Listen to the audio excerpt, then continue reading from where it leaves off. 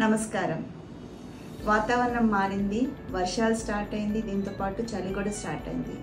ఈ సీజన్లో మనం ఎక్కువ శాతం చూసేది జలుబు. ఈ జలుబు వల్ల ముక్కు దిబ్బడం ఉండడం, తలనొప్పి ఉండడము, ఇటువంటి ప్రాబ్లం, కఫం అనేది రావడం, ముక్కు నుంచి ముక్కు కారడం అనే సమస్యలు చూస్తూ ఉంటాం.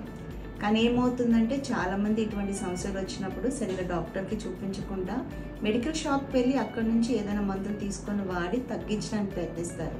కానీ ఇట్లా చేయడం వల్ల ఏమవుతుందంటే సింపుల్ అక్యూట్ సైనసైటిస్ అనే ఒక కండిషన్ క్రానిక్ రికరెంట్ సైనసైటిస్ కింద మారుతుంది. ఇట్లా మారినప్పుడు ఏమవుతుందంటే మీరు డాక్టర్ దగ్గరికి వెళ్ళినప్పుడు సర్జరీ చేయాలి అని అడ్వైస్ చేస్తారు. కానీ సర్జరీ లేకుండా ఆయుర్వేదంలో కేసీజీ హాస్పిటల్లో అద్భుతమైన ట్రీట్మెంట్ ఉంది.